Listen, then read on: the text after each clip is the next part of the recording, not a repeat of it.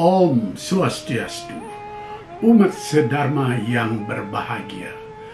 Bulan lalu, saya mengunjungi komunitas umat Hindu di luar Bali, tepatnya di Jawa Tengah. Di situ saya diminta memberi pencerahan atau sekadar wacana bagaimana kita menyikapi simbol-simbol agama, khususnya tentu saja agama Hindu. Bagaimana memaknai simbol-simbol itu dan bagaimana etikanya dalam keseharian. Sayang sekali saat itu tidak ada rekaman videonya. Namun saya menyampaikan pemikiran lewat slide-slide dan kemudian menjelaskan secara gamblang. Diskusi yang meriah dan pembicaraan pun banyak yang menyimpang. Istilah Jawanya ngalor ngidul. Maklum banyak guyonan. Nah, sekarang dari slide-slide itu saya kembali menyampaikan narasi untuk tayangan khusus di channel YouTube ini. Tidak lagi ngalor ngidul, tetapi langsung kepada permasalahannya supaya lebih singkat. Dan umat sedharma bisa menyimaknya sambil melihat slide yang saya tayangkan. Oh ya, sudah subscribe belum channel saya ini? Mohon di-subscribe dulu ya. Jika kita berbicara tentang simbol-simbol agama, maka hampir seluruh ritual agama Hindu berjalan dengan iringan simbol. Tuhan pun dibuatkan simbolnya. Padahal kita semua diajari Tuhan adalah tidak berwujud, tidak terbayangkan. Bagaimana kita bisa membuatkan simbol yang tak bisa kita bayangkan atau sulit kita bayangkan? Atau bisa juga dibalik. Bagaimana membayangkan Tuhan itu kalau simbolnya tidak ada? Maka Tuhan pun dibuatkan simbolnya sebagai sesuatu yang tidak terbayang, tidak nyata, acintya, tapi kita bisa konsentrasi lewat simbol itu. Di dalam slide nanti kita bisa lihat bagaimana simbol acintya itu. Tentu ada pakemnya. Meskipun sebagai umat yang sangat punya jiwa seni, ada unsur seni yang membedakannya. Aksara suci Tuhan, yaitu Ongkara, juga ada simbolnya sebagai pakem. Dalam slide ini adalah Ongkara yang dipakai dalam ritual sakral di Bali.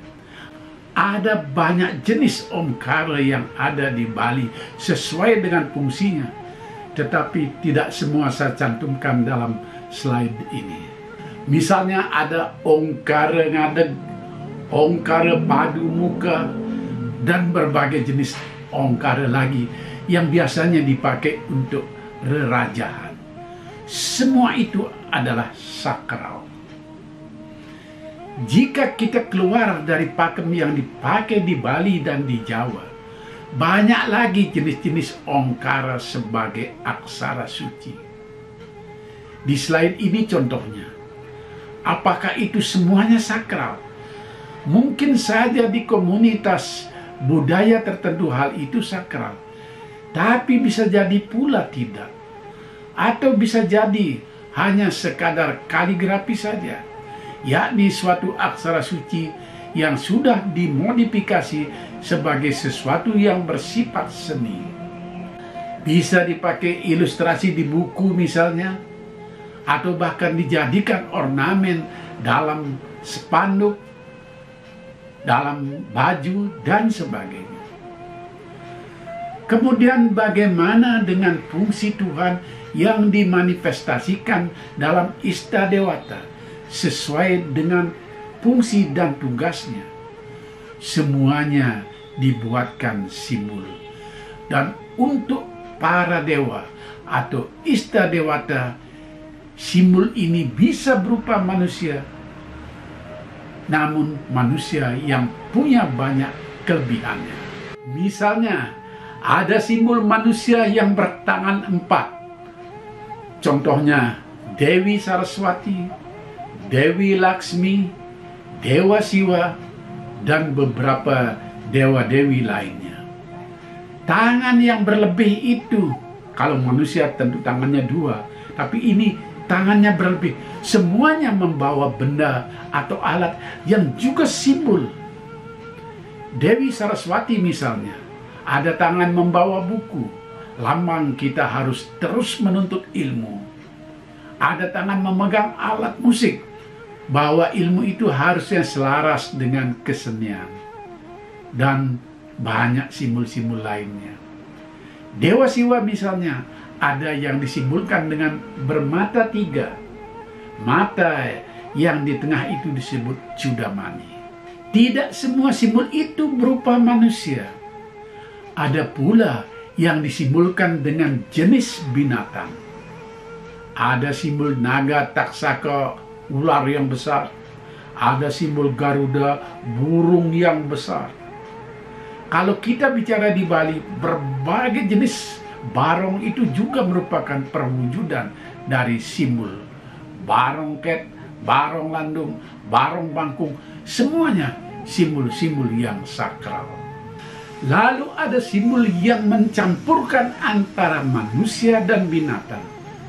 Misalnya Ganesha, berbadan manusia tetapi berkepala gajah. Ini simbol dari dewa kebijakan.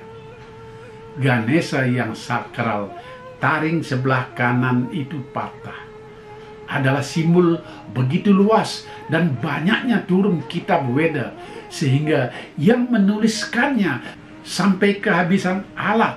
Lalu taring Ganesha yang dipotong untuk menyuratkan turunnya kitab Weda itu. Nah, itulah simbol bagaimana luasnya ajaran yang ada di dalam kitab Weda itu sendiri. Tetapi Ganesha yang tidak sakral banyak kita lihat di berbagai tempat. Sebagai hiasan gantungan mobil, sebagai boneka, sebagai alat seni dari keramik, bahkan lambang Institut Teknologi Bandung adalah Ganesha. Bagaimana dengan simbol-simbol yang tidak berkaitan dengan Tuhan, Ista Dewata, dan aksaranya? Sesajen itu pun semuanya simbol. Kita di Bali dikenal punya apa yang disebut dengan Pratima, yaitu simbol dari Ida Betara, para leluhur kita yang sudah amor ing acintia, yang distanakan di pura. Nah, jika ada piodalan, maka Pratima itulah yang kita usung. Misalnya dibawa menuju pantai atau sungai di saat melasti. Kalau pura itu tidak punya Pratima, maka simbolnya bisa dibuat apa yang disebut dengan adegan, atau lumrah pula disebut dengan Daksinalingi, lebih praktis dan lebih sederhana. Jadi kita tidak memuja adegan atau Pratima itu. Kita tetap memuja leluhur kita yang sudah menyatu dengan Hyang Widi lewat simbol itu. Sekarang bagaimana kita membedakan apakah sebuah simbol itu sakral atau tidak sakral proper? Semua benda ataupun gambar dan aksara yang dijadikan simbol sakral haruslah melewati proses ritual, biasa disebut dengan dipasupati, dihidupkan. Begitu pula bangunan sakral, ada proses ritualnya. Dari awal, ketika mulai mendirikan bangunan dengan mulang dasar, lalu makuh, ngurip, nanam pedagingan, melaspas, dan seterusnya. Jadi semuanya lewat proses ritual yang rumit. Begitu pula halnya Banten. Semua Banten yang merupakan simbol itu, jika dipakai upacara harus ada ritual penyucian dan pasupati. para pendeta atau sulinggih yang ada di Bali ketika memimpin upacara setelah melakukan pembersihan diri, yang selanjutnya dilakukan adalah penyucian banten. Semua alat-alat upacara termasuk banten harus disucikan dan dipasupati untuk menghilangkan kekotoran ketika peralatan upacara itu dibuat. Ini yang bisa kita lihat dalam upacara yang disebut mereresi. Nah, sekarang ini terjadi pergesekan atau persinggungan antara simbol yang tidak sakral dengan simbol yang sakral. Lebih tepatnya lagi adalah simbol yang bisa sakral itu ternyata tidak dianggap sakral. Ini yang banyak orang sulit membedakan di Bali, karena ornamen yang secara kasat mata adalah bentuk kesenian agak mirip dengan ornamen yang menjadi simbol sakral itu.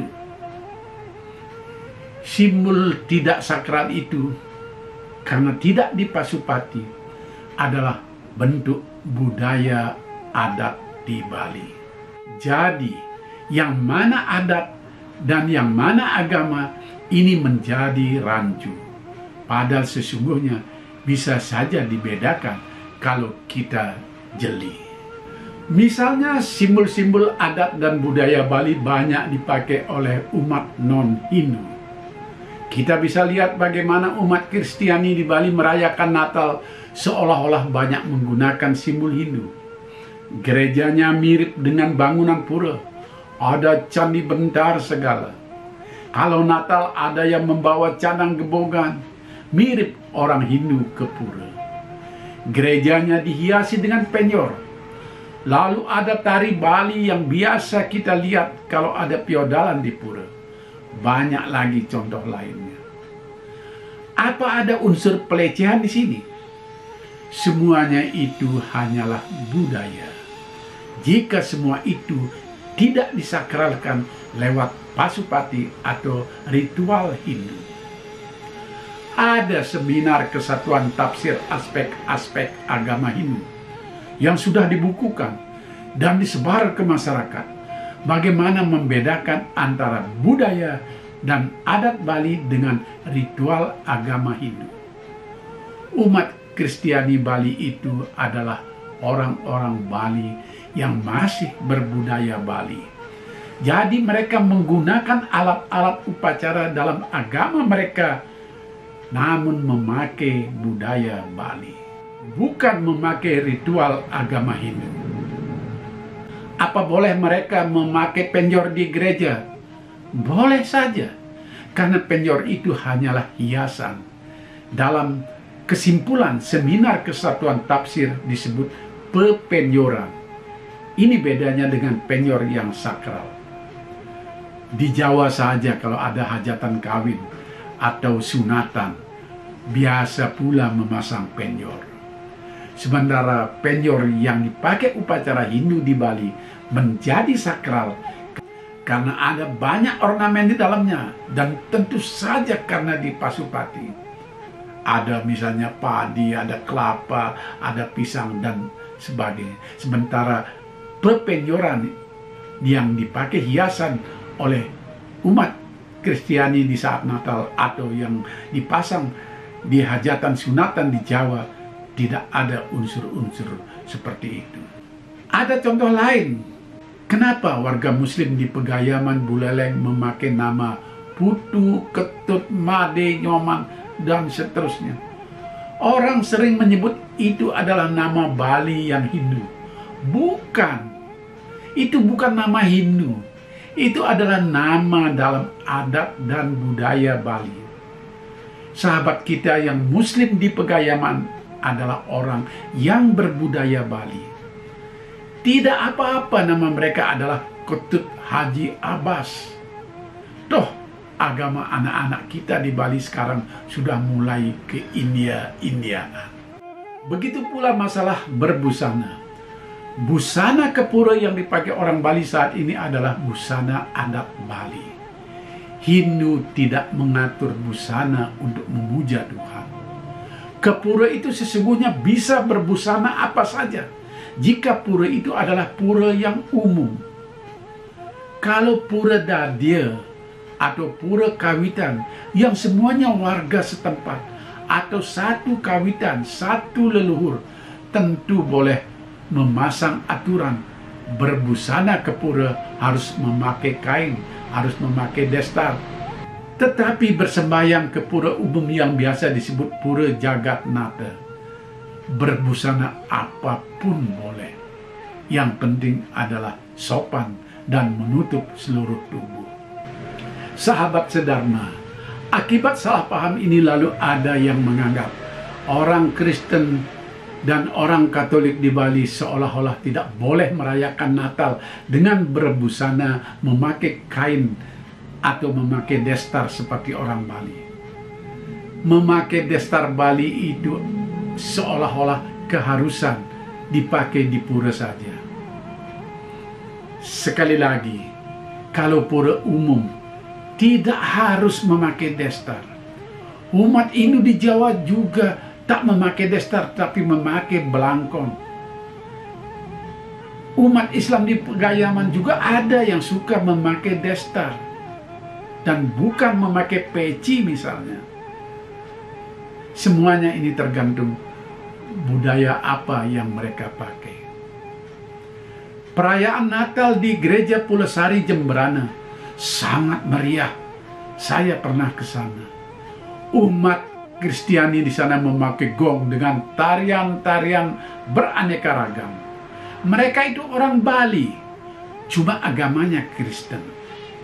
Ada tari Mergapati, tari nelayan, yang dipendaskan bukan tari sakral. Itu tari umum. Semua itu hanyalah kesenian sebagai orang yang masih berbudaya Bali, yang mencintai kesenian Bali. Begitu pula umat Katolik di Dalung, Kabupaten Badung. Mereka tetap membuat lawar, memakai gebogan di saat Natalan. Tidak ada masalah pelecehan di sini, karena apa yang mereka buat itu adalah budaya merangkai buah dan budaya bagaimana membuat makanan. Lalu bagaimana kita menyikapi apakah itu simbol sakral atau bukan? Cek dulu dengan benar apakah simbol itu simbol agama atau masalah adat dan budaya saja. Kalau itu simbol agama harus kita jaga dengan baik. Jika ada yang memakai simbol agama Hindu untuk keperluan non-agama Hindu, marilah kita ingatkan mereka. Protes, tapi protes pun harus tetap mempertimbangkan kesakralannya dan bagaimana menempatkannya. Kalau simbol ongkara dipakai di sandal jepit misalnya, mari kita ingatkan bahwa itu tidak etis. Tetapi kalau ongkara dipakai di baju kaos, apakah harus kita protes?